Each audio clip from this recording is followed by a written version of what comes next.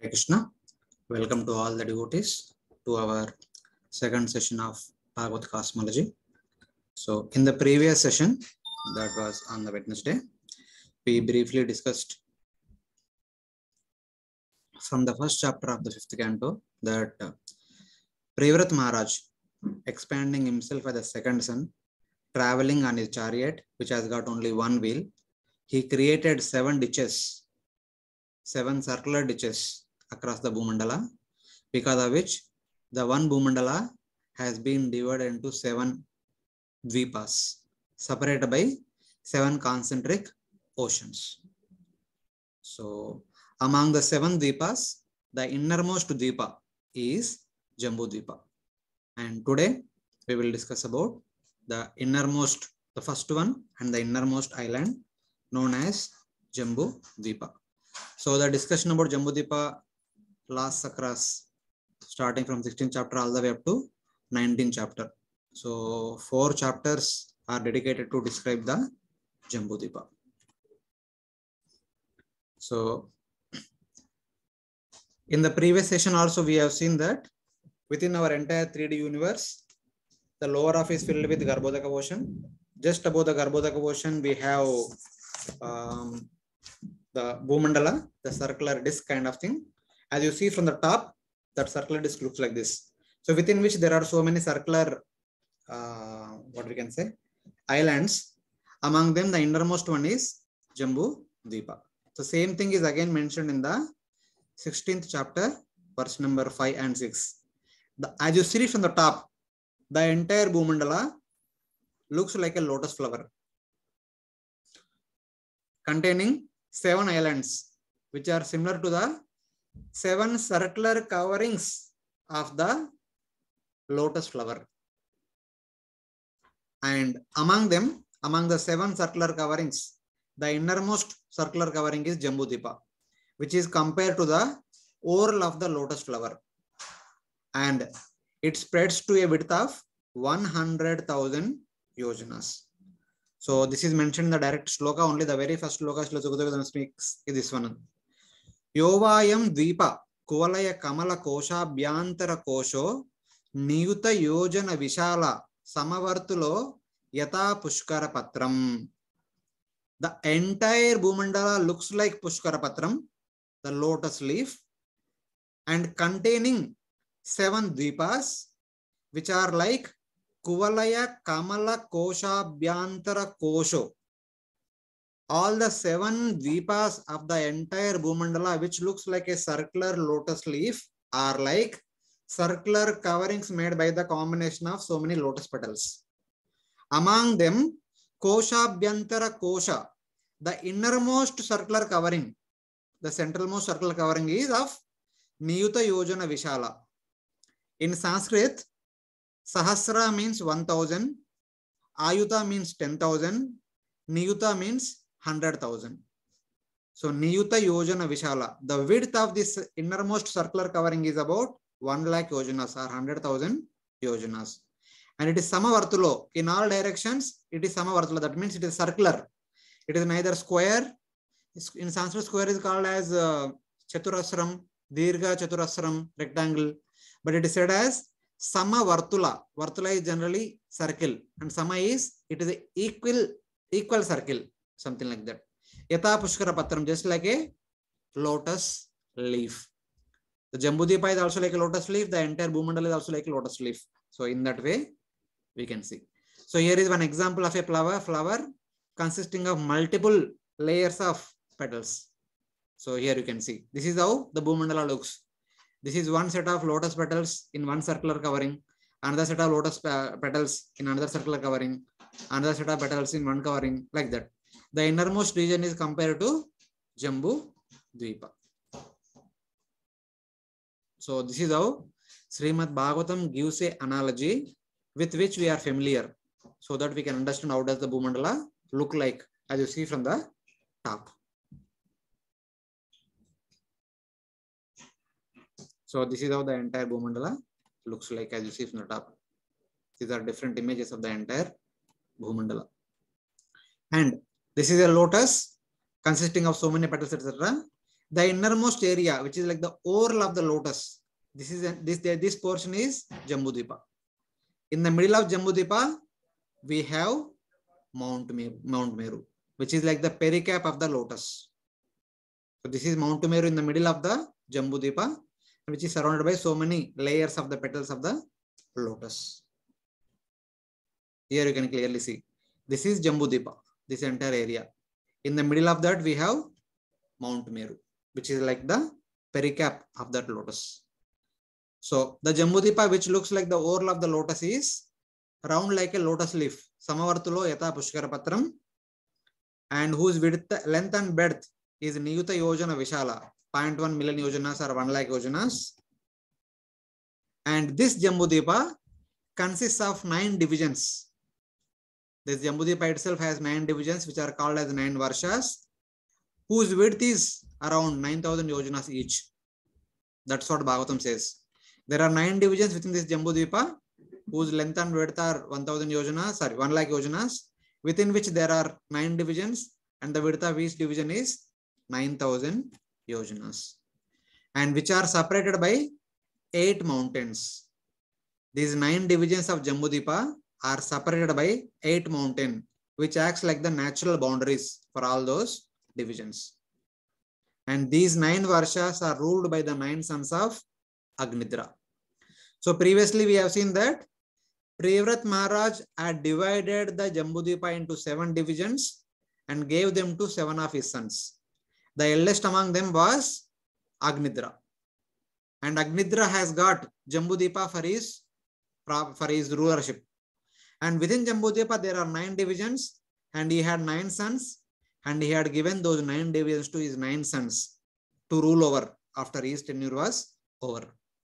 And among the 9 divisions, the central most division or central most varsha is known as Ilavruta Varsha. And within the center of this Ilavruta Varsha is the great mountain, Sumeru mountain, about which we are discussing from the very beginning. So this is what is given in 1 or 2 shlokas, the complete information about the Bhumandala as well as Jambudvipa. So in order to appreciate this information, let us see a image. And this Mount Meru looks like a pericap of the lotus like Bhumandala. So this is the pericap. This is Jambudvipa, whose length and breadth or whose diameter is about 0.1 million yojanas or 1 lakh yojanas, and it has got a mountain known as Mount Meru. If you see in the previous picture, the Mount Meru looks like this. It is like the pericap of the mountain. Even in today also, if you go to market, if you happen to see the lotus, we can see this pericap in the lotus. And the arrangement of this lotus, this pericap of the lotus is, at the bottom, it is small. As you go upward, it increases in size. Generally, mountains are like this. At the base, they are very wide. As you go to the peak, it becomes single pointed. But this mountain is opposite. At the base, it is small. As you go above, it is gradually increasing. At the base, it is around 16,000 yojanas width. And at the top, it is 13,000 yojanas in width. 32,000 yojanas in width. It is almost double. So it increases 2 times on the top. And the total height of the mountain is 1 lakh yojanas, which is equal to the width of the Jambudvipa. Out of 1 lakh yojanas, 16,000 yojanas of this Mount Meru is inside the Jambudvipa. Just like if we have multi-story building, so we also have foundation of the building to some depth of the surface of the land. So it is like that. So about 16,000 yojanas is within Jambudvipa, and above the surface of Jambudvipa is around 84,000 yojanas. So, and Sumeru mountain, which is located in the middle of Ilavruta Varsha, whose height is 1 lakh yojanas, and it is made up of gold. This entire mountain is made up of gold. You can see the color also of golden texture. And this is the isometric view you are seeing from an angle. But when you go above and look downward, it looks like this. It is Mount Meru base. At the base, it is around 16,000 yojanas. And to this mountain, On the northern direction, there are 3 mountains. Previously, there is only one circular shaped Jambudipa. This whole thing is Jambudipa. Within this Jambudipa, on the northern direction, there are 3 mountains whose names were Neela Mountain, Shweta Mountain, Shringavan Mountain, and which are separating the Jambudipa into different Varshas. Here we have Kuru Varsha, Hiranmaya Varsha, Rammeka Varsha. Previously, Bhagavatam stated that the Jambudipa had 9 divisions known as 9 Varshas, separated by 8 boundary mountains, and these 9 Varshas are of 9,000 yojanas in width. So here, from here to here, it is 9,000 yojanas. The width of this particular Rammeka Varsha is 9,000 yojanas from here to here. The width of Hiranmaya Varsha from here to here, it is 9,000 yojanas. Width of Shringavan mountain from here to the top, it is another 9,000 yojanas. And the Shringavan mountain itself is 2,000 yojanas in width. From here to here, it is 2,000 yojanas. The height of this mountain is 10,000 yojanas. Height is perpendicular to the screen. So height is upper side. Because since we are looking from the top, it is towards us. So that is 10,000 yojanas. And same way, Shweta mountain is also 2,000 yojanas in width and 10,000 in height. Neela mountain is 2,000 yojanas in width, 10,000 yojanas in height. So the length details are not given, and that is very easy to calculate. In a circle, if so and so mountain is located at this particular place, we can actually calculate. So based on Pythagoras theorem. So now, on the southern side of the Mount Meru, there are 3 more mountains: Nishada, Hemakuta, Himalaya. And there are 3 Varshas: Hari Varsha, Kimpurusha Varsha, Bharata Varsha. The width is 9,000 each, and width of the mountain is 2,000 each, and height of the mountain is 10,000 each. And then in the eastern side of Mount Meru and in the western side of Mount Meru, there are 2 more mountains. One is Gandhamadana, other one is Malevan mountain. And there are 3 Varshas here. We have Ketumala Varsha on the western side, Bhadrasha Varsha on the eastern side, and Ilavrta Varsha in the middle. The dimensions of Ilavrta Varsha, it is like a Chaturasra, it is a square. 34,000 yojanas by 34,000 yojanas. So why it is 34? Little bit mathematics. From here to here it is 9,000, and here to here it is 2,000. Another 9,000, another 2,000, another 9,000, another 2,000. 9 plus 2, 11. 11 into 3 times, 33,000. From here to here, 33,000. From here to there, to the top, another 33. 33 plus 33, 66. Out of 100, if you remove 66, what remains is 34. From here to here, it is 34. And the Mount Meru at the base, it is 16,000 yojanas. Out of 34, if we subtract 16, what remains is 18. Out of 18, from here to here it is 9,000 yojanas, and from here to here it is 9,000 yojanas. So without the mountain, which is in the middle, the land width is 9,000 on either side. So since Ilavrta Varsha is in the square shape, if from here to here it is 34, then here to here also it should be 34. Plus Gandhamadana 2,000, Malevan mountain 2,000. Malevan and Gandhamadana are also 2,000 yojanas in width, 10,000 yojanas in height, like other mountains. So 34 plus 2 plus 2, 38. 100 minus 38, 62. Divided by 2, 31. From here to here 31, here to here 31, here to here 34, here to here 34. You can see 34 by 31, 34 by 31, 34 by 34.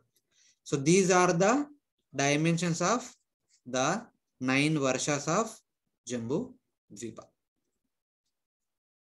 And these are the directions to which all these are located. In the east, Bhadrashva; in the west, Ketumala; in the north, Kuru Varsha, Hiranmaya Varsha, Rammeka Varsha; in the south, Hari Varsha, Kimpurusha Varsha, and Bharata Varsha. And this entire Jambudvipa is surrounded by saltwater ocean. Here is the saltwater ocean. Here you can see only the Varshas. These are the 9 Varshas of the entire Jambudvipa. having 8 boundary mountains. In the middle is Mount Meru. Along with Mount Meru, we can say 9 mountains and 9 varshas. And these are the mountains. So now I want you to understand this. This is one tricky thing in the Bhagavatam. So many times devotees don't get this point, but if we get this point, rest all becomes clear. So Bhagavatam, Sukadeva Goswami says that to the east of Mount Meru is Bhadrasha Varsha, to the west of Mount Meru is Ketumala Varsha, to the south of Mount Meru is Bharata Varsha, to the north of Mount Meru is Kuru Varsha. So one point we need to understand that whatever Srila Sukadeva Goswami is discussing in the Bhagavatam, specifically to Parikshit Maharaj, sitting at a place known as Shukatal, which is very close to the foot of Himalayas. So whatever they are discussing, we should understand that it is in connection to the place where they are sitting and discussing, with respect to the place where they are sitting and discussing. From that point of view, Srila Sukadeva Goswami is giving the directions. For example, now I am sitting in my room, in my classroom. The direction towards I am facing, that is eastern direction. Every day morning I see sun rising here.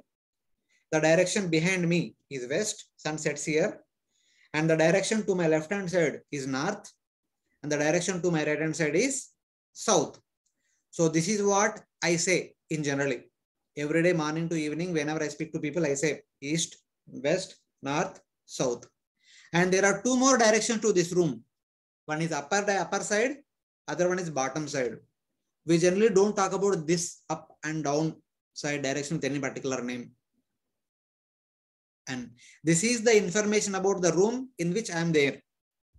And now kindly remember yesterday's discussion. We have our 3D universe like this. So this is our 3D universe. And within that 3D universe, exactly in the middle, we have Bhumandala.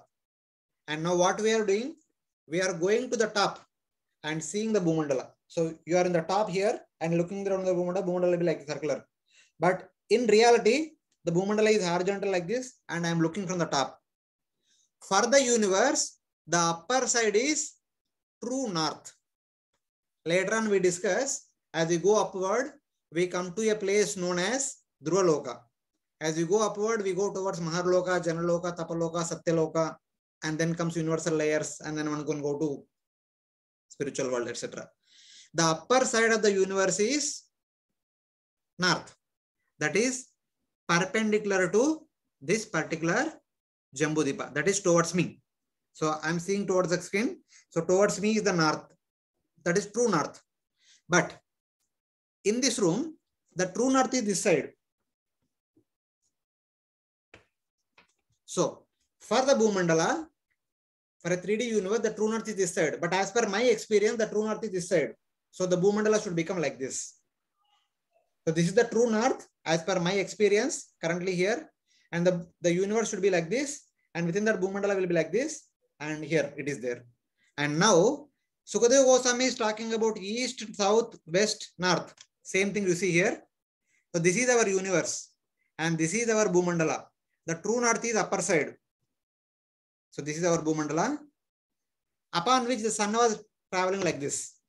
This we discussed yesterday. Sun is revolving around just above the Bhumandala in a circular fashion or in the clockwise direction. And we have seen Privat Maharaj also traveling yesterday. So in the previous image, if you remember, here is Bharata Varsha.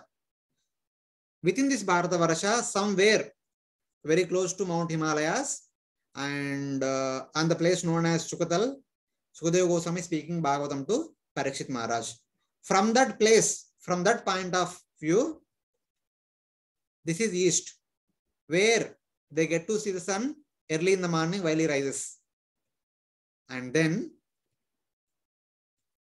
for our universe, the true north is towards upper side and true south is towards the downside. And Sukadeva Goswami, while describing about Jambudvipa, here is the Meru, exactly in the saddle center, the trunk, that what you can say, this trunk of the lotus, we can consider this to be Mount Meru. Mount Meru is exactly here in the middle of the Jambudvipa. This is Jambudvipa. And to the east, we have Bhadrasha Varsha. To the west, we have Ketumala Varsha. To the north, we have Uttara Kuru Varsha. To the south, we have Bharata Varsha. Bharata Varsha is located somewhere here. Sukadeva Goswami calls this as south and this as north. But what does it mean by south and north? So sun rises here and sun in the noontime is just above my head, while sun setting is behind me.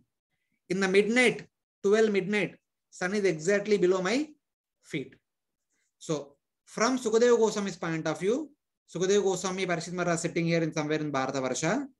So when he says south, that is the direction towards midday sun. When he says north, that is the direction towards midnight sun. Because just now I showed this is Bhumandala and this is true north, and sun rising is here. This side sun is rising. So this is east of the Jambudvipa or east of the Bhumandala. And sun gradually rises and it goes in the noontime, sun is above here, above my head. So this is south for Jambudvipa or for Bhumandala, according to Sukadeva Goswami. And when in the late evening, sun goes behind this is west. And in the mid of the night, sun will be below me exactly. In the America, it will be noon in America. So this is north. So like that, we have to see, we are looking from here, and this is east, this is west, and this is north. So this is south, and this is north. So like that, we have to understand. Though Bhagavatam is talking about south and north, they are not actually the true south and true north. Here Sukadeva Goswami is describing the geography of Jambudvipa and hence the Bhumandala, which is on a horizontal plane, which is perpendicular to the true northern direction. So this point we need to remember. And about this, again we will discuss a little later part of our presentation. Hare Krishna, Prabhuji. 1 second, Prabhuji. So tomorrow this entire thing becomes very clear. How is it that we are experiencing like this? The true north is this side, and true south is this side, and east is this side, west is this side. According to Sukadeva Goswami, south is this side, Sukadeva Goswami, north is this side. So that becomes clear in the next session. Of course, not tomorrow, but whenever we are going to have in the next session, that becomes clear.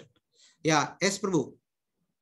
Yeah, I think you repeated, my answer. I just wanted you to reiterate that how is this aspects to be understood in terms of when he's saying that it is north and south with respect to Jambudvipa. You were saying that it is not referring with respect to true north and true south, but it is with respect to the horizontal plane for which the north and south is referred. Yes, yes. So for the time being, we can call this south as the apparent south, this north as apparent north. In order to describe the geographical locations of Jambudvipa, Sukadeva Goswami using the terminology with which we are familiar, south and north. So in that way. Yeah, yes, Sundar Gopal Prabhu, please go ahead. Prabhuji, thank you for the explanation. Your voice, sorry, your voice is not audible.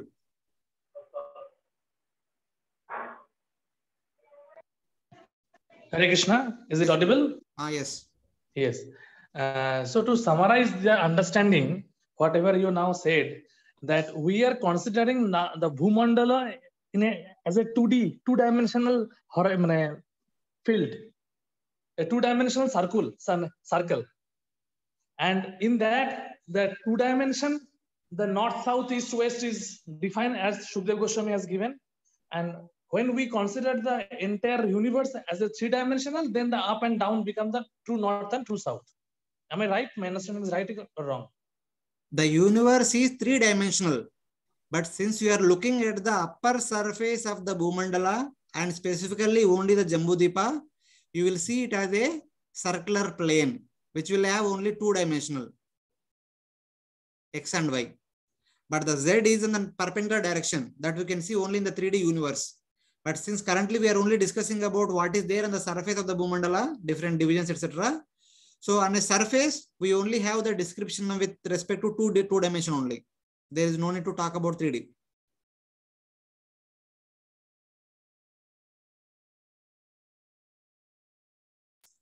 We are only seeing the divisions on the surface of the earth. Just like when a person wants to, a real estate person, he purchases some land and he kind of divides into different plots in order to sell them. So you have a play paper with all the different plots. So people will come and purchase. That is only a 2D picture. Something like that.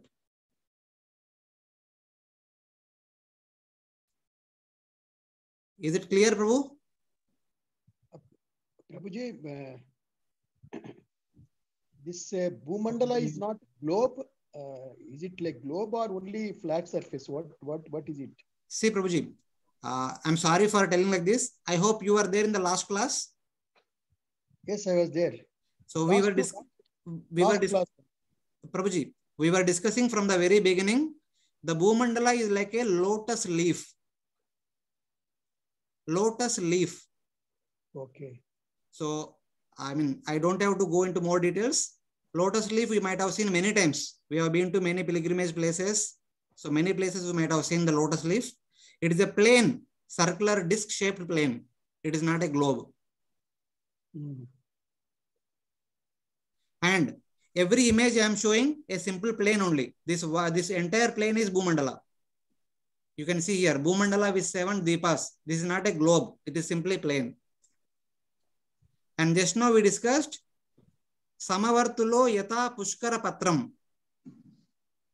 So I think that terminology is very familiar. We don't have to explain so much. Yata Pushkara Patram means just like a leaf of a lotus plant. So, Prabhuji, just one final clarification. Yes, Prabhu. Actually, I'm sorry that I am attending this class for the first time. I missed the last class. I will go through it. Okay, that's why I'm very sorry. Maybe you have clarified those things I'm asking again.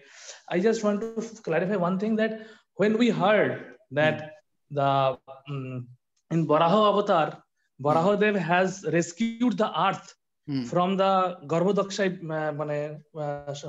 ocean, Garbhodaka ocean, we have seen it is like a spheroid-shaped earth on the tusk of the Varahadev. Okay. So now you are telling that this Bhumandala is a two-dimensional disc. It's a disc, not two-dimensional, like it is like a disc shape. Yes. Now, how to correlate this vertical shape of earth when we have many times heard that it is like a circular. According to modern science, also the earth is a globe. Prabhuji, one second. Thank you for asking that question. So this is once again I'm repeating, which we already repeated yesterday and since previous class. So we have studied many things in our school books. We have heard many things from the social media and scientific world, etc. So for the time being, let us keep all that we know little aside. Let us read through Bhagavatam. Let us study through Bhagavatam what is being said in the Bhagavatam as it is. Instead of trying to correlate with what we know, what others are saying, what is mentioned in the books, newspapers, TV, media, etc. Let us keep all that aside. And the answer to your question about Lord Varaha lifting something, spheroid or spherical or whatever it is, we will discuss about that most probably in the next Wednesday or next Friday. Hopefully next Wednesday. So that time, your doubt will be cleared. Now I don't want to get into more details. And this is my one more request. So you might have so many other curious questions, but kindly ask questions only to the extent we have discussed. Kindly do not ask questions something which we have not discussed yet.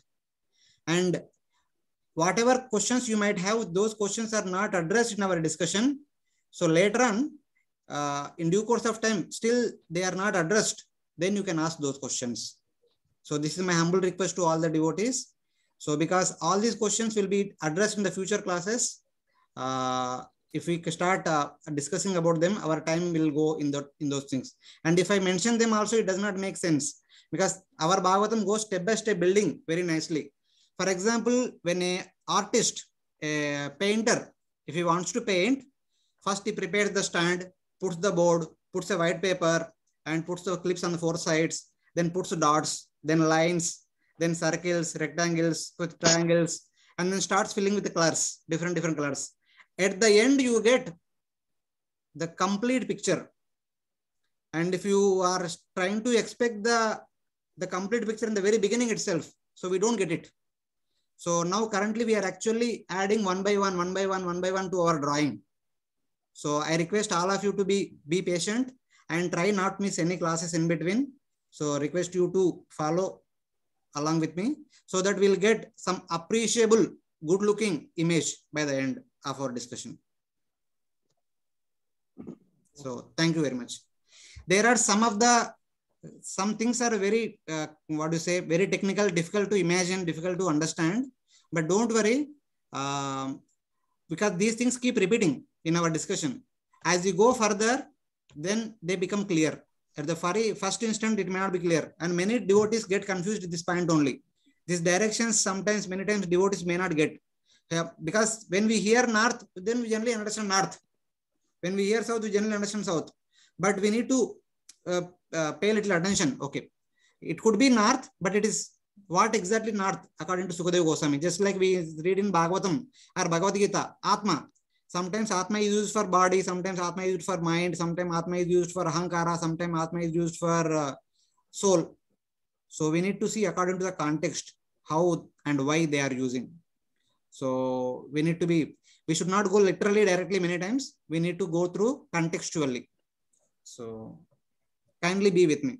I am here to clarify all your doubts, but only according to the sequence. I will not be able to take future questions. Prabhuji, Hare Krishna. Yes, Prabhu. Sorry for disturbing. The previous slides, can you go back, Prabhuji? Yes. Prabhu, my doubt is the Kuru Varsha and Bharata Varsha, the Kuru Varsha in the north and the Bharata Varsha in the south. In this figure, no, yeah. Here the also. Kuru, yeah, the Kuru Varsha at the end in the north and the Bharata Varsha at the end of the south. This disk, this particular space, we call it Bhumandala, or it is only the inner core. This is Jambudvipa. Yeah, the whole out of Bhumandala, we are discussing only about Jambudvip. Yes. In the previous slide, Prabhu, the stem, the lotus stem slide. Yeah, here, yeah, exactly. Here. So within that inner circle of gold color or outer circle of gold color? Inner circle of gold color, we can see it as Jambudvipa. This is Jambudvipa. Okay, clear, Prabhu. And clear. This is location where Mount Meru is situated. Yeah, got it. Clear, Prabhu. Thank you.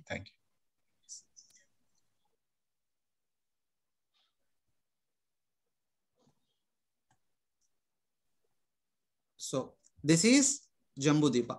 Here we have entire Jambudvipa 3D picture. This is saltwater ocean surrounding the entire Jambudvipa.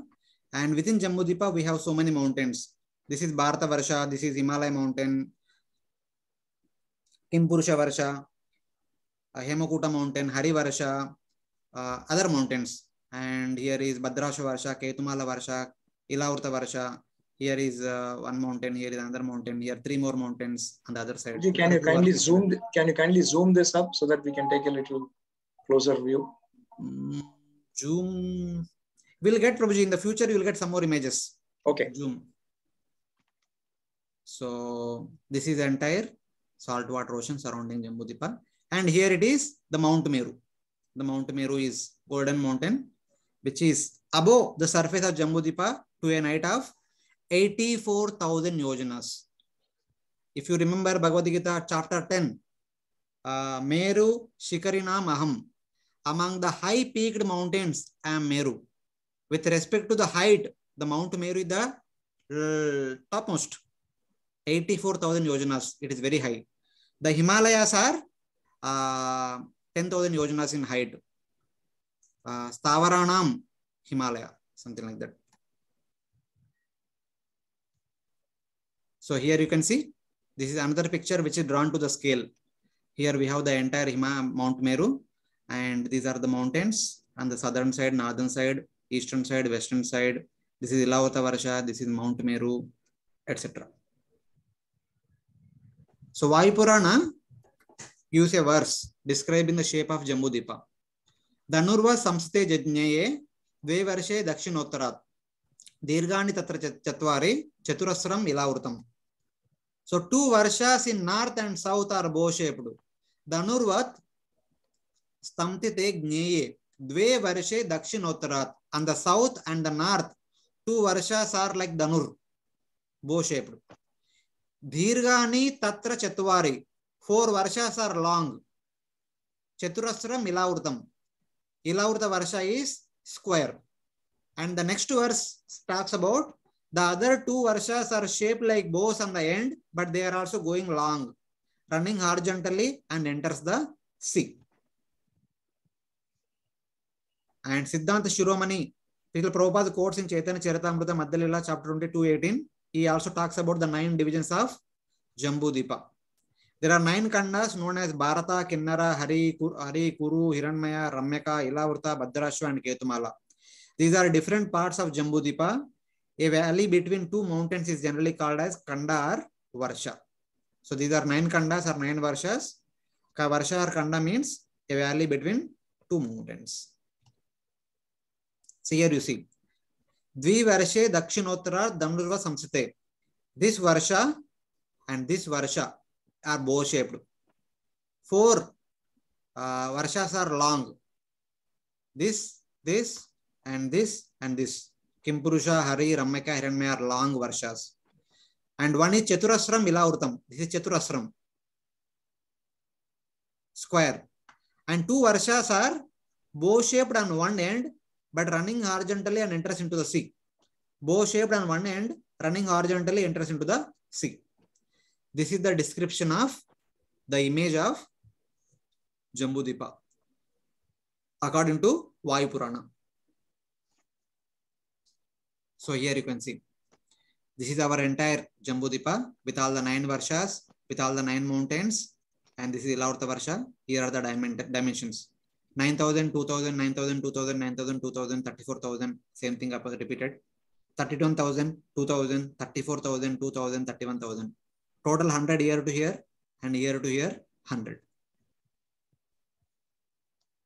A circle with 9 divisions of different shapes with all the respective dimensions.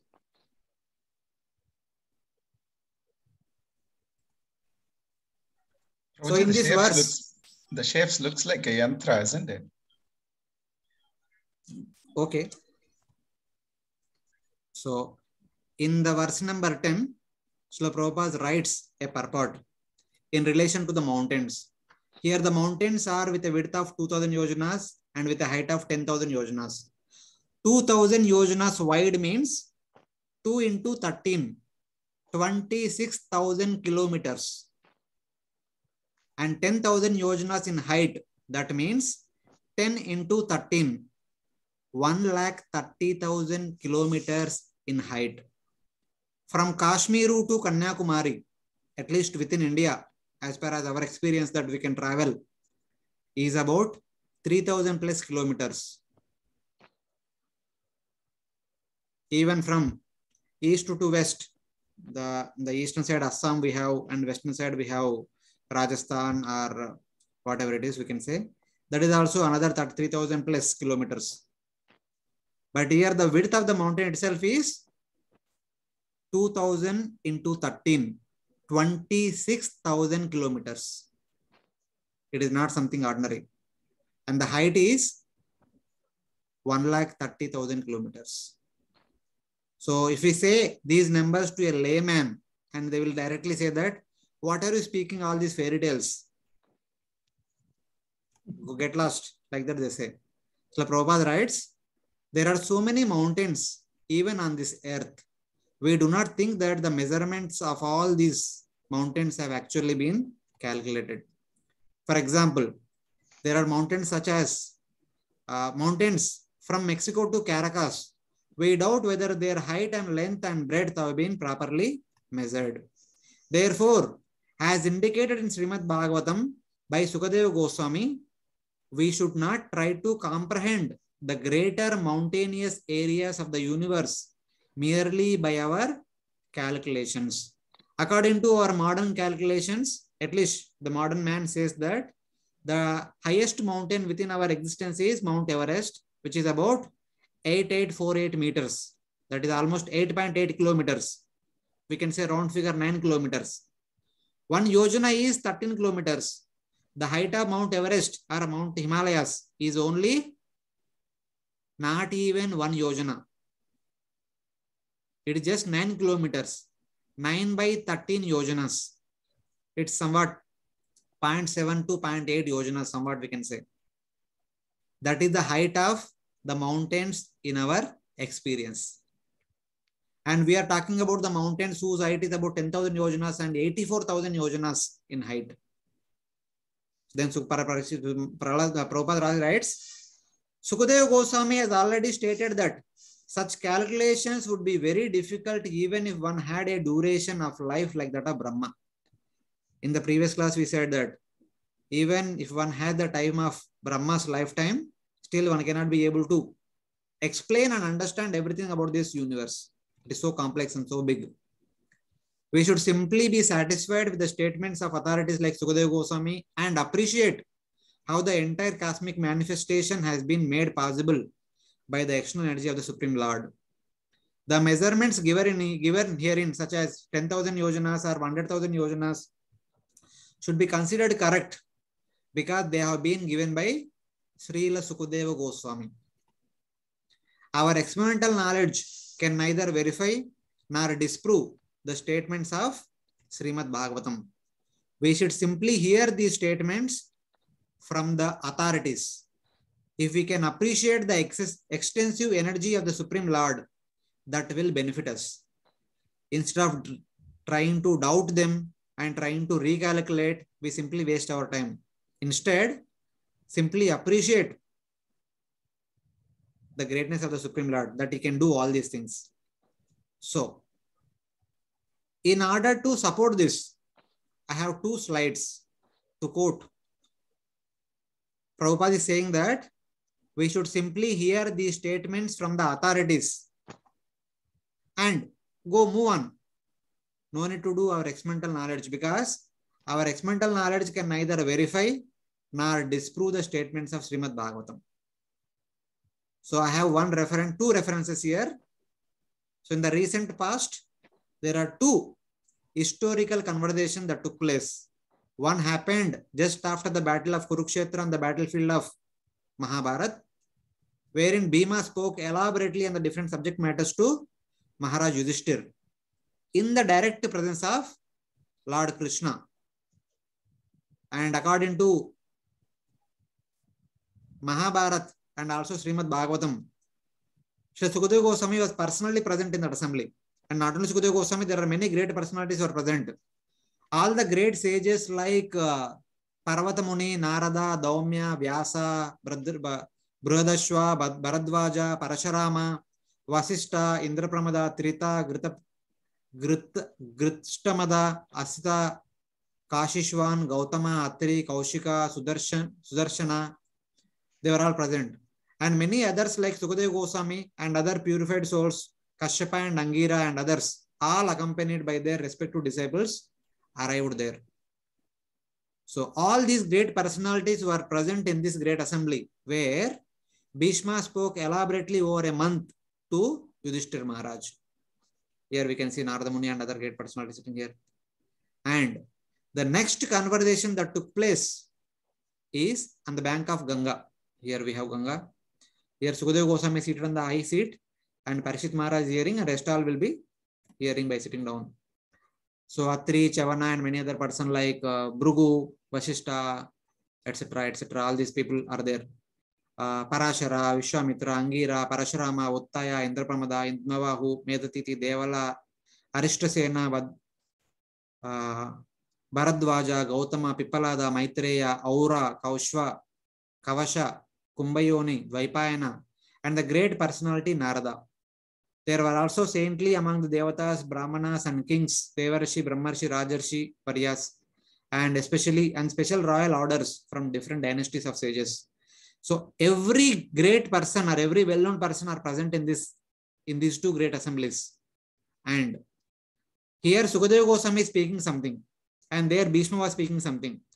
If something is wrong in their presentation, all the personalities sitting in the assembly would have questioned. And we don't see any such instance either in Mahabharata or in Srimad Bhagavatam. So I don't think so that there is any doubt whatever they are saying are not existing at all, or they are simply speaking some fairy tales just to pass time. Such kind of doubts we don't have to have. So having faith in all these personalities, we can move on with the discussions mentioned in the Bhagavatam. And then Srila Prabhupada says in verse number 8, purport. In this regard, Srila Madhvacharya quotes the following verses from Brahmanda Purana. Yata Bhagavate Tuktam Bhavanam Kosha Lakshanam Tasya virodato yojyam anya grantantare sthitam. So the translation of this verse is, whatever has been mentioned in the Srimad Bhagavatam in relation to Bhavanam Kosha Lakshanam, in relation to the measurements and the descriptions of the universe. Bhavanam means universe, should be accepted as the highest pramana.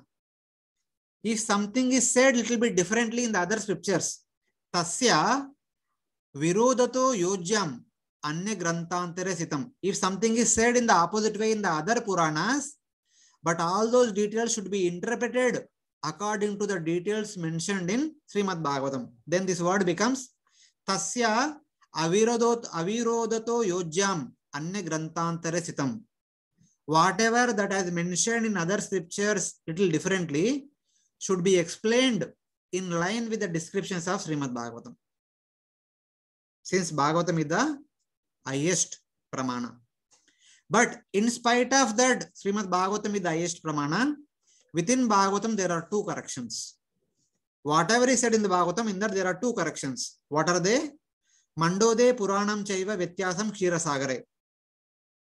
So, Mandode and Kshirasagara. Among the 7 oceans of the Bhumandala, the 5th one was Kshirasagara and the 6th one was Mandoda, that Dahi Sagara. And these two should be reversed. The 5th one should be Mandoda, 6th one should be Kshirasagara. There is a reason for that we will discuss maybe in the later part of our presentation. And then Rahu Soma Ravi Namcha Mandala Dvi Gunoktitam Vinaiva Sarvam Unneyam Yojana Bedato Atratu. Rahu Soma Ravi Namcha Mandala Dvi Gunoktitam. The dimensions of Rahu, Soma and Ravi are supposed to be 2 times to the previous one. The dimensions of Soma is 2 times to the sun, and that of Rahu are 2 times to the Soma. This should be understood. In the Bhagavatam, it is said that 10,000, 11,000 and Dvadasha and Trayodasha. It is said that 10, 12 and 13. Bhagavatam actually the shloka uses the words 10,000 and Dvadasha and Trayodasha. So they should not be taken as 12 or 13. Instead, they should be taken as 20 and 30. That should be understood. 20 or 30, 30 or 40. It should be like that. So if this is 10,000, this should be 20,000 and this should be 40,000. So these are the 2 corrections which we have to take in the Bhagavatam that we will discuss in the later presentation. So except these 2, everything else should be taken as it is. Vinaiva, except these 2, Sarvam Unneyam Yojana Bedato Atratu. Remaining all should be accepted as they are. So these are the 2 corrections. Interchange of the location of milk ocean and curd oceans. Size of Rahu, Soma and Ravi are twice to the next one. So let us go ahead with our Jambudvipa. Here we have Jambudvipa surrounded by saltwater ocean. Excuse me, Prabhu. Could you explain that Ravi, Soma and Surya again? Prabhuji, I have mentioned we will discuss in our future presentation. Okay. So for your understanding, Bhagavatam uses the size of Ravi is 10,000 yojanas and the size of Soma is Dvadasha and size of Rahu is Trayodasha. Dvadasha means 12,000, Trayodasha means 13,000 according to our general vocabulary. We use in terms of Tithi, Ekadashi, Dvadashi, Trayodashi. But they should be used as Dvadasha as Dvidasha, 2 times 10, Trayodasha 3 dasha, 3 times 10, 20,000 and 30,000. Or 30 or 40 are more or less twice to the 20. That's how it is taken. So that is another correction. So the Soma is bigger than the Ravi, Rahu is bigger than the Soma. See, Prabhuji, that's why I don't tell. You keep asking questions. No, to understand this, Prabhu. What you said to understand properly. It is not exactly the size of the sun, moon and Rahu. It is Mandalad. So what exactly it is, we will discuss later on. Okay. But in reality, the size of sun is much bigger than the sun, Soma. Yeah.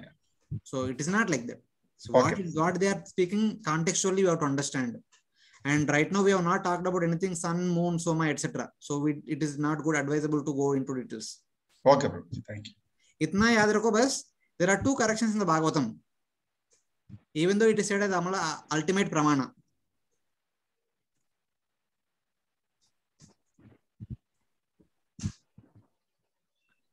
So is Jambudvipa. So now, having discussed about Jambudvipa all the way up to verse number 10, starting from 11 to the rest of the chapter, talks about Ilavrta Varsha, the innermost Varsha. So this is Ilavrta Varsha. So Bhagavatam goes into more details about this Ilavrta Varsha. Let us see. Within Ilavrta Varsha, there are 4 mountains on 4 sides of Meru, whose length, height and width are 10,000 yojanas in length, 10,000 yojanas in height, and 2,000 yojanas in width. On top of these 4 mountains, standing like 4 flagstaffs, there are 4 trees. Okay. The width of the tree trunk, it is 100 yojanas. Tree trunk, kindly remember, the trunk of the tree is 100 yojanas. The height of the tree is 1,100 yojanas. And the branches spread to a distance of 1,100 yojanas. That's why I put radius of the branches. Starting from the trunk, they go to a distance of 1,000 yojanas in all directions. So, and at the base of these 4 mountains, there are 4 huge lakes. And adjacent to these 4 huge lakes, there are 4 celestial gardens. And in addition to these 4 mountains on 4 sides of Meru, there are 2 mountains on each side of Meru. There are 2 mountains, a pair of mountains on each direction. So the length of the 2 mountains combined together, it is 18,000 yojanas. 9 plus 9. Height is 2,000 yojanas. Width is 2,000 yojanas. Here, if you compare, the width of these mountains also 2,000. The width of this mountain also 2,000. Here, the height is 10,000. Here, their height is 2,000. Here, their length is 10,000. Here, their length is 9,000 each. Little differences. And in addition to these 2 set of mountains, there are 3rd set of mountains. There are 20 Kesharachala mountains, which are located all around Meru. Now let us see. How does they look like from the top? Here we have Mount Meru. Surrounding Mount Meru, there are 2 mountains. These are the mountains. In the east, we have Jatra Devakuta. In the west, we have Pavana Pariyartha. In the north, we have Trishunga and Makara. In the south, we have Karavira and Kailash. And these are the 4 mountains in 4 directions: Mandara, Meru Mandara, Suparshva, and Kumuda. On top of these 4 mountains, there are 4 trees standing like flagstaffs, like the Indian flag on the Red Fort. And these are the 20 Kesharachala mountains surrounding the entire area. 20 Kesharachala mountains standing like filaments, same height as Sumeru. The height of these 20 mountains is as high as Mount Meru. Then Bhagavatam says, Ashtabir etai paristo agnir iva paritas chakasti kanchanagiri. Being surrounded by these 8 mountains, the Mount Meru looks like a sacrificial altar or a Yajna-kund. So we have the experience of seeing a Yajna-kund. It is like this. The Yajna-kund on either side, in all 4 directions, we have 4 walls. In the middle, there is fire. The fire is blazing and going upward. The fire is compared to the Mount Meru, which is also fiery in color. And in all the 4 directions, we have 2 mountains in pairs. The first level, we have 2 mountains. Second level, we have 1 mountain. And third level, we have 5 mountains. Because there are 20 Kesharachala mountains, 5 in the east, 5 in the west, 5 in the north, 5 in the south, like the 20 mountains. Yajna-kund also will have 3 steps, something like that. It's simply analogy just to understand. Ashtabir etai, being surrounded by these 8 mountains, Paristo Agnir, the Agni in the middle, Paritas, Chakasti Kanchanagiri. The Kanchanagiri, the golden mountain, which is known as Sumeru, is like the fire, which is surrounded by 8 surrounding mountains, which are surrounded by 4 mountains, which are surrounded by 20 mountains. This entire image is somewhat comparable to a fire sacrificial altar. So, little more details about all these places. Here we have Ilavrta Varsha. In 4 directions, we have 4 mountains. Gandhamadana here, Nishada here, Malevan here, and Neela here. And within Ilavrta Varsha, we have Mandara, Meru Mandara, Suparshva, Kumuda. On top of these 4 mountains, there are 4 huge trees. The tree trunk is 100 yojanas. For example, I am sitting in Bombay. In the central India, on the other side in the east, we have Vijayawada. From Bombay to Vijayawada is almost 1300 kilometers. That is 100 yojanas. 100 into 1300 kilometers. So the size of the trunk of this tree is from Bombay to Vijayawada. Kindly imagine. And height of this tree from here to here, it is 1100 yojanas. And this is mango tree, Devachuta. This is jambu tree, or it is called as rose apple tree. So jambu tree is our modern day jamun tree. I think jamun is very much familiar. Devotees know it. Jamun. In the rainy season, we get jamun fruits. We offer to our lordships during our Vaikalika Bhoga generally. So these are the jamun fruits you can see here. And this is Kumuda or Kadamba. And this is Shatavalsa or banyan tree. So this is Kumuda mountain. This is Kadamba and this is Shatavalsa or banyan tree. These are the 4 trees. These are the 4 lakes located at the base of these 4 mountains. This lake is filled with milk. This is a milk lake. And this lake is filled with honey. This lake is filled with sugarcane juice.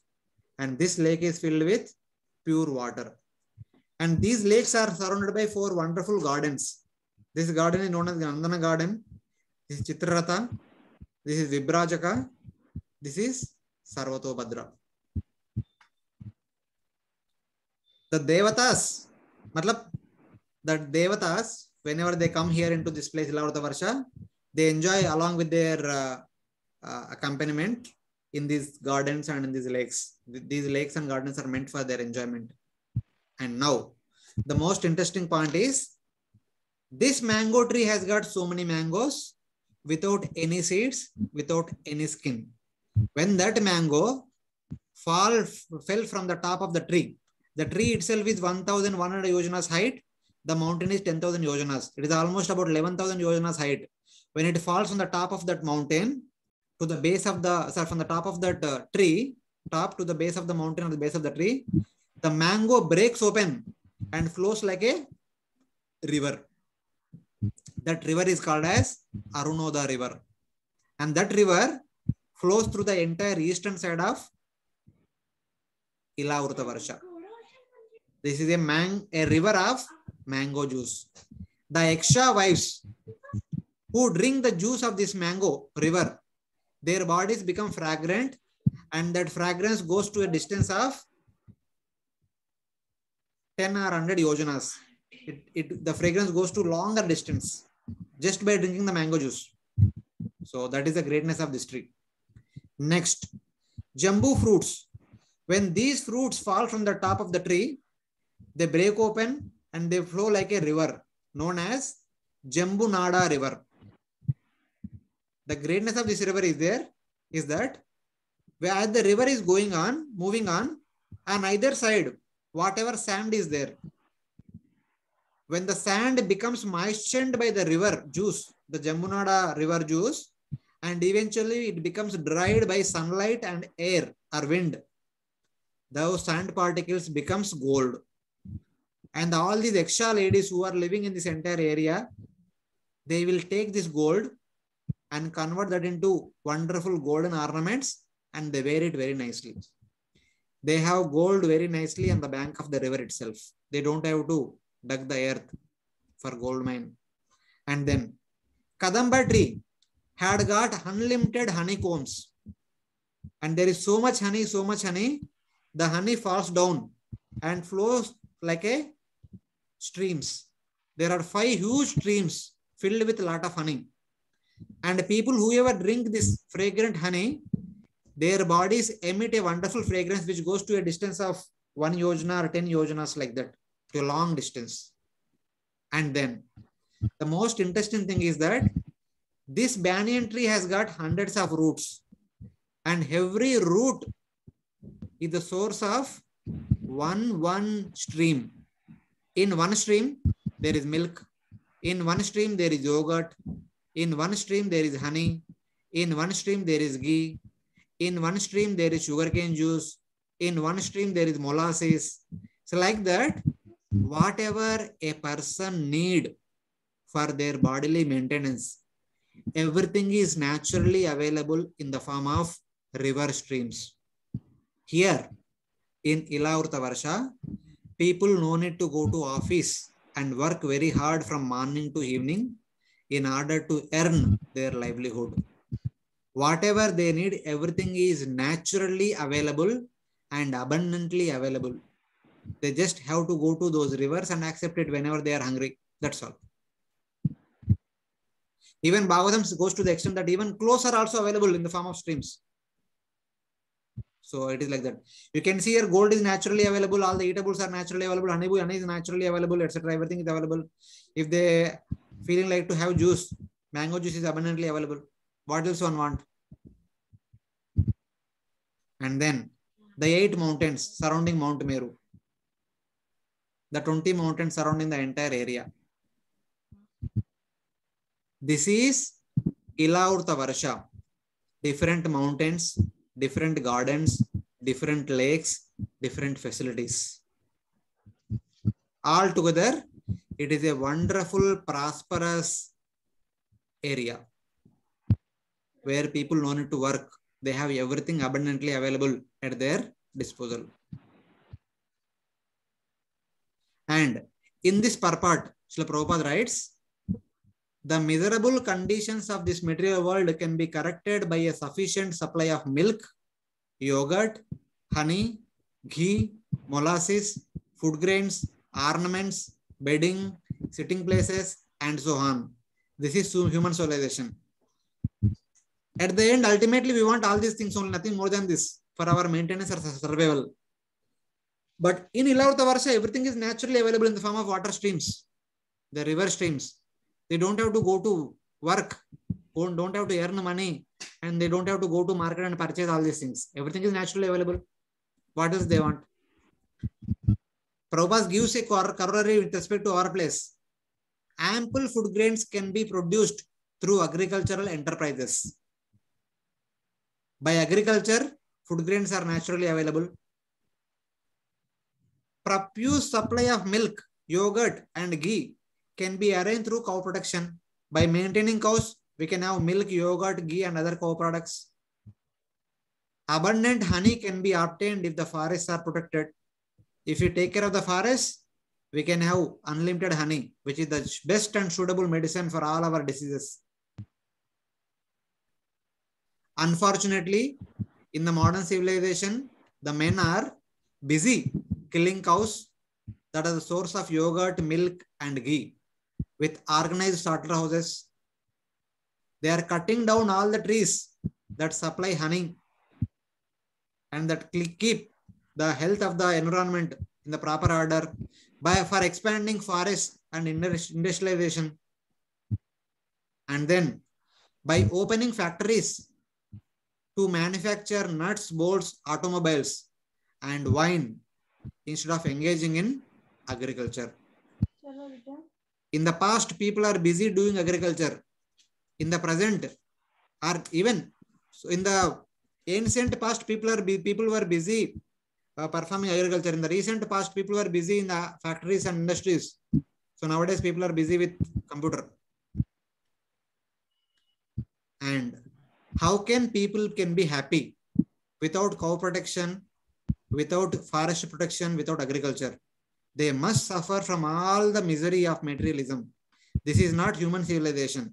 If people actually want happiness in this life, and want to prepare for the best in the next life, that is to go back home, back to Godhead, they must adopt a Vedic civilization where there is full supply of all the necessities mentioned above: cow products, honey, and food grains, without which the human civilization is simply a materialistic, miserable civilization.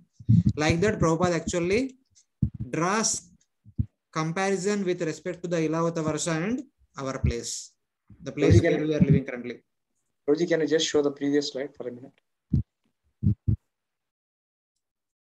It is there in the purport, Guruji. These are all directly taken from purport only. You can refer to it. 25th verse purport.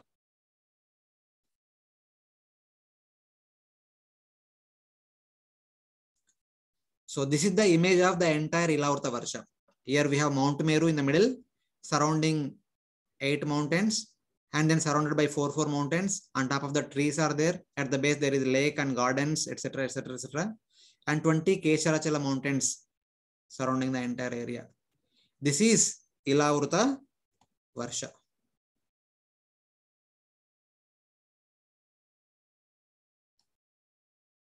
Here you can see this is Ilavrta Varsha. In that we have Mount Meru, the 20 Kesharachala mountain. They are like pencil-like mountains going to the top of Mount Meru. And we have 8 mountains. These are 8 mountains, 2 in each side. And these are the 4 mountains with the trees on top.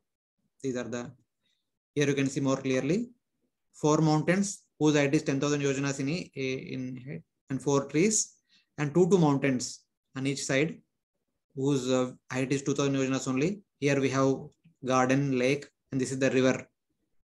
And the fruits are, they fall down. So the rivers are like this. So these are the 20 Kesharachala mountains or filament-like mountains, which are starting from Ilavrta Varsha going to the top of Mount Meru almost.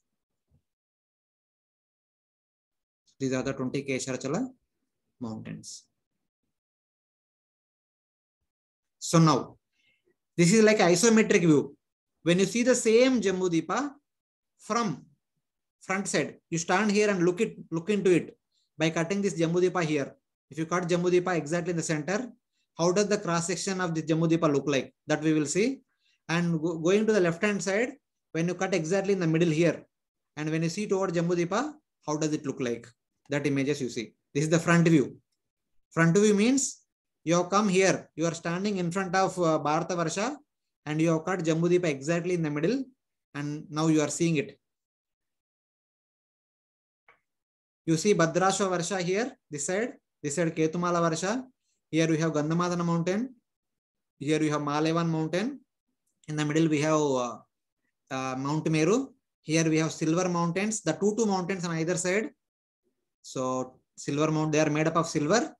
And here we have golden mountain. The 8 mountains are made up of, the 4 mountains are made up of gold. For example, if you go back, these 8 mountains, the surrounding 8 mountains, they are made up of silver. And these 4 mountains, they are made up of gold. And Bhagavatam do not directly say about this Kesharachala mountain, what metal they are made up of. We can say they are like special stone mountains, like diamonds, etc. Because they are very small and going to the top height, and they need to be very strong.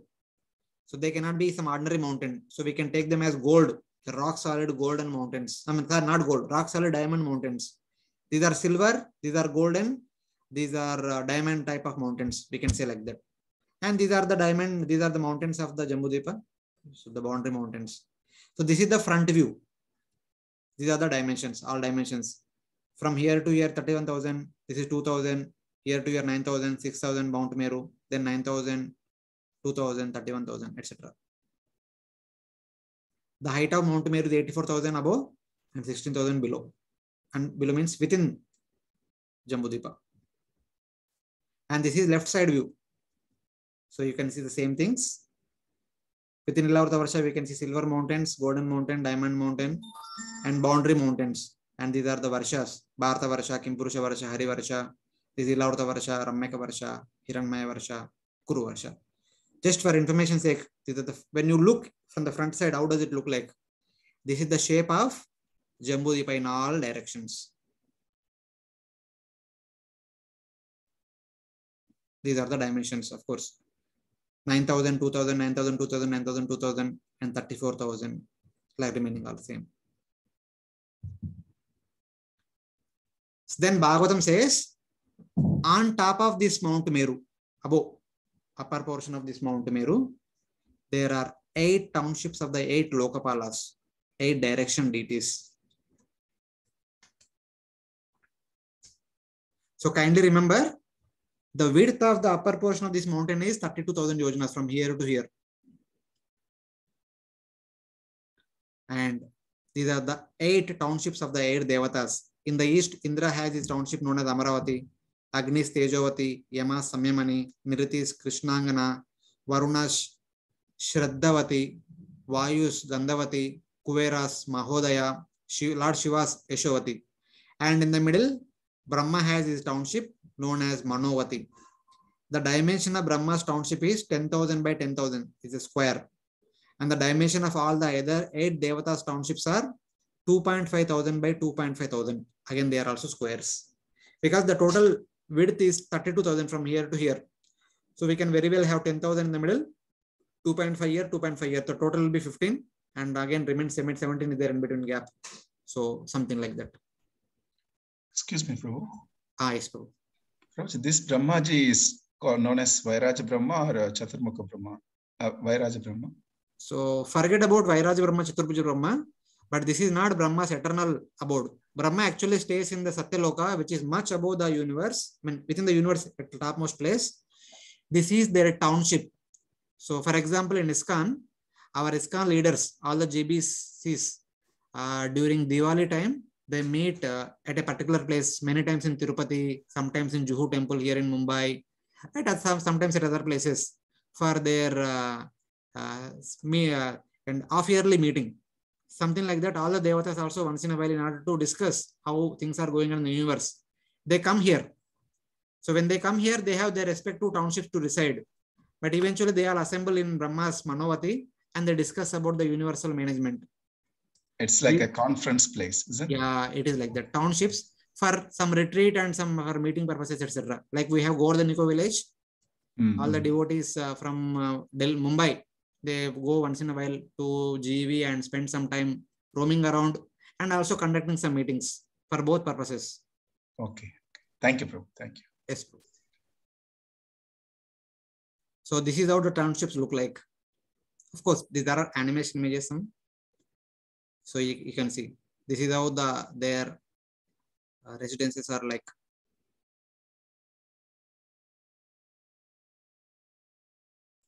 Okay.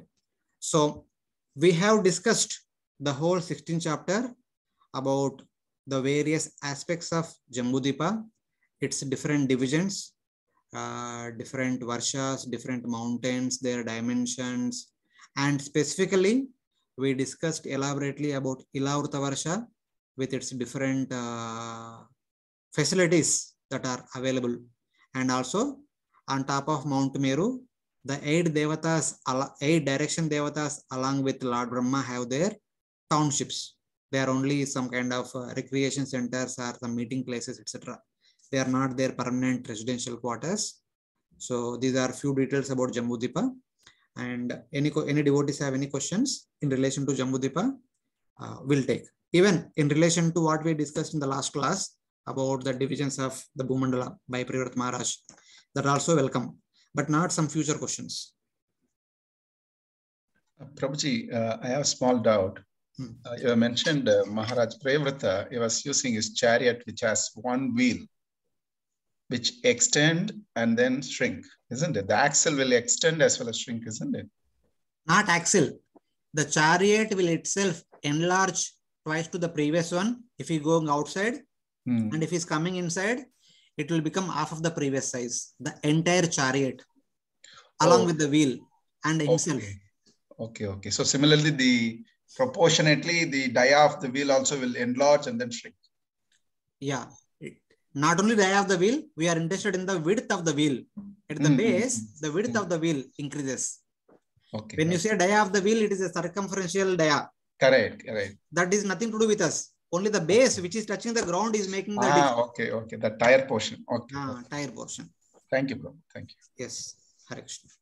So Prabhuji, the depth also is mentioned there. How much depth is there? All the oceans and all. No, Prabhuji, Bhagavatam does not talk about all the depth, etc. It is ocean. How much depth, it does not matter. Ocean is ocean. Whether it is 1 kilometer or 10 kilometers. 1 kilometer itself is, we can't do anything. Then if it is 10 kilometers, what we can do? Hare Krishna, Prabhuji. Yes, Prabhu. In any case, you said that the Mount Meru is about 16,000 kilometers within the Jambu Dvipa. 16,000 yojanas. Yes, Sorry, 16,000. Yes, sorry. 16,000 yojanas within the Jambu Dvipa. Yes. So that Jambu Dvipa itself is a much more solid construction beyond 16,000, isn't it? Or it is much. Yeah, it is much more than that. So how much thick is that Jambu Dvipa or the Bhumandala? We will discuss in one of the future sessions. Very soon we are going to discuss about that. Prabhuji, Jambu Dvipa can be imagined as our present Earth because it is surrounded by saltwater sea. Okay. Now I'll ask you one question. The dimension of Jambu Dvipa according to Bhagavatam, it is 1 lakh yojanas or 0.1 million yojanas. That is equal to approximately 13 lakh kilometers, 1.3 million kilometers. What is the diameter of the earth on which we are living? Yes, Prabhuji. Anyone, whoever knows can share. What is the diameter of the earth on which we are living? 48,000 kilometers. Okay, but I am talking about, what is that? Prabhuji, it should be less 13 lakh kilometers. Bhagavatam says 13 lakh kilometers is the diameter of the Jambu Dvipa.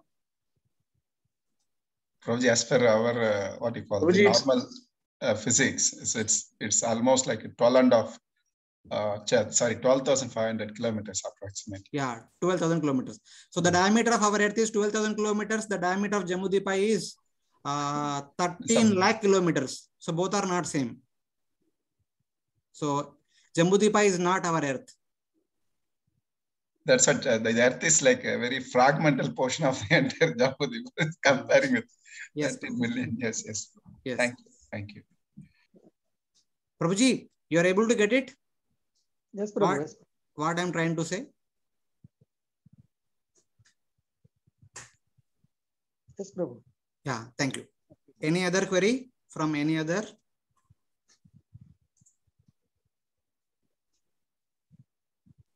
Prabhuji, one small comment. First of all, thank you so much for putting so much effort for each slide, which is not even imaginable. You are making our life easy to grasp something what Bhagavatam says. And we're able to see how much effort, time, and sincerity, dedication that you have put. Thanks a lot, Prabhu. Thanks a lot. What about other devotees who are not speaking at all? Is it clear? See, kindly do not feel ashamed, or if you ask some silly questions or like that, don't worry. All of us are students. We are trying to learn. So students should not have shame. Hare Krishna, Prabhuji. Yes, Prabhu. Prabhuji, just I wanted you to please revisit that slide in which you were talking about the apparent directions of north-south as well as true north-south, because that will become the foundation for our understanding. Okay. Right now you want to see that, because anyway we are going to discuss about that maybe in the next session. We are going to talk about that time it becomes more clear. Okay, fine. Thank you. Bhavaneshwar Prabhu, Hare Krishna. Yes, Prabhu. Prabhu, Sumeru and Meru are same? Yeah, yes, Prabhu, same. So both are same. Okay. It's only Bhagavatam, some place it says Meru mountain, some place it says Sumeru mountain. Sumeru means Manchi Meru, good Meru. Okay. So in Telugu we call it as, because I'm basically from Andhra Pradesh, so I just said. So it's like that. What is that? Sorry, I'm getting. Probably it's like superlative degree. Mangala, Sumangala. Yes, something like that. Yeah, the superlative degree. It is adjective to it. That's all. Adjective to it. Yes. Prabhuji, in this connection, I just wanted to check. I don't know. I mean, I don't recollect if you had actually mentioned. Did we discuss anything about the Mandara mountain? Yes. We discussed about Mandara mountain. So it is in Ilavata Varsha, right? Yes, it is in Ilavata Varsha. Okay, just a little historical reference. This is the mountain where Hiranyakashipu actually performed his tapasya. I don't remember. where he performed. If Ramayana says that he performed tapasya on the bank of on the mountain Mandara, so it could be the same. Okay. Some references which I know about them, we will discuss about them in the 17th chapter, which we discuss a little later. Okay. So, but this reference I did not use in my presentation. It could be, if it is mentioned in the Ramayana, it could be. Okay.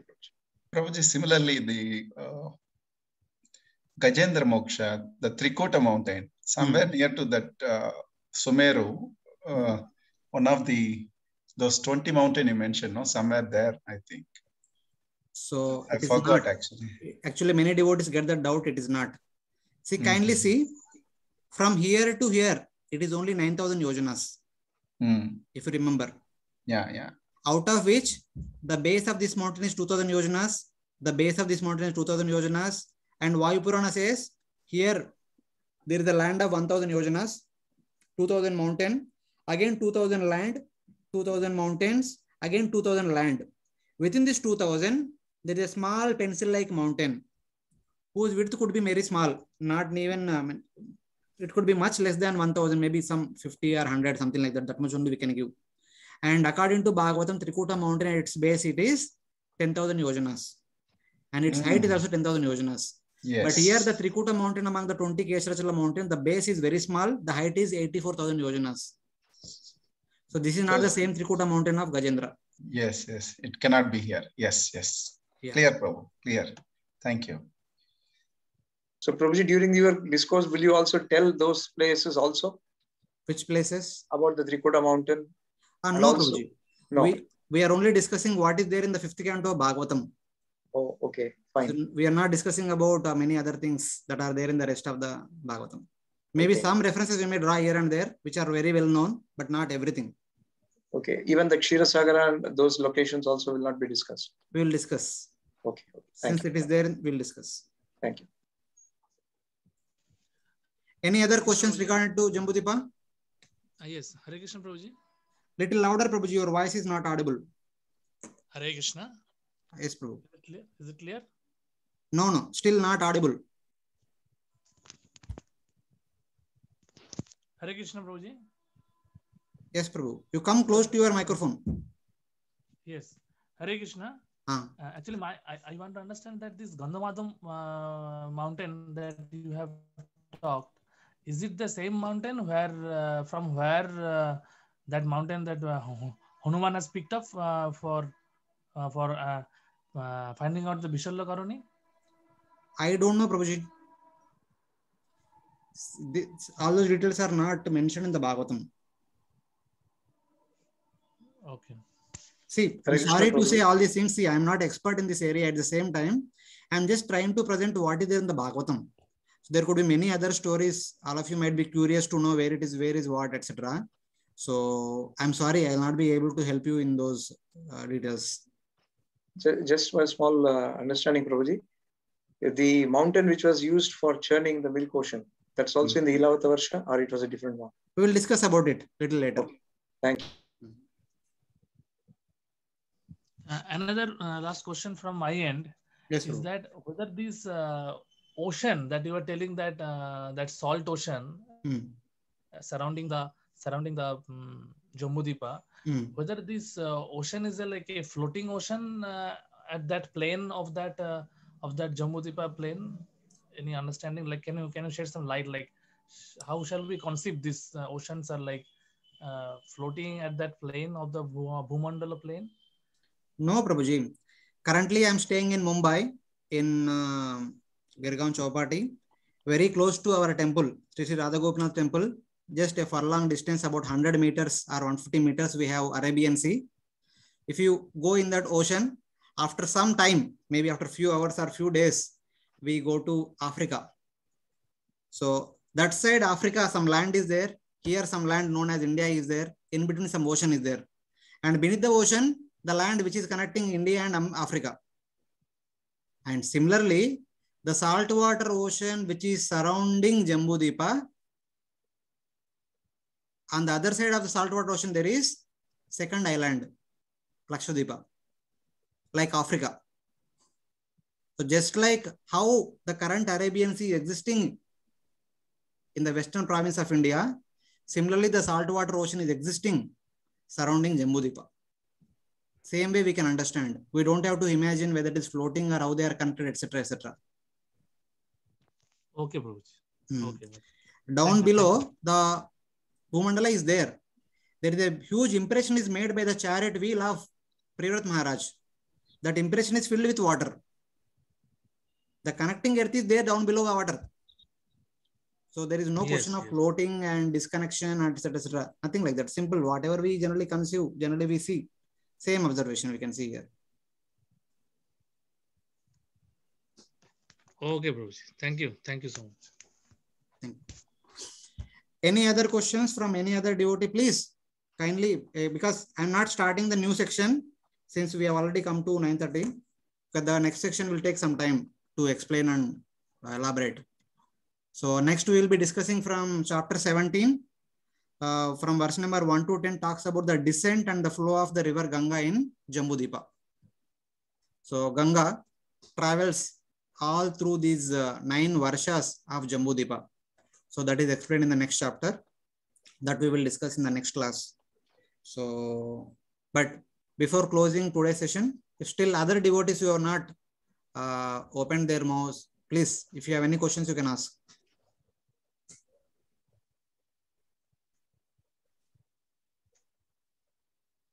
Is the speed is okay? The speed at which I am speaking, is it too fast or should I speak slowly? Prabhuji, personally, I feel the speed is fine, but give us a little time at the end before you change over the slides so that we can do a little bit of snapshots to record it. Okay.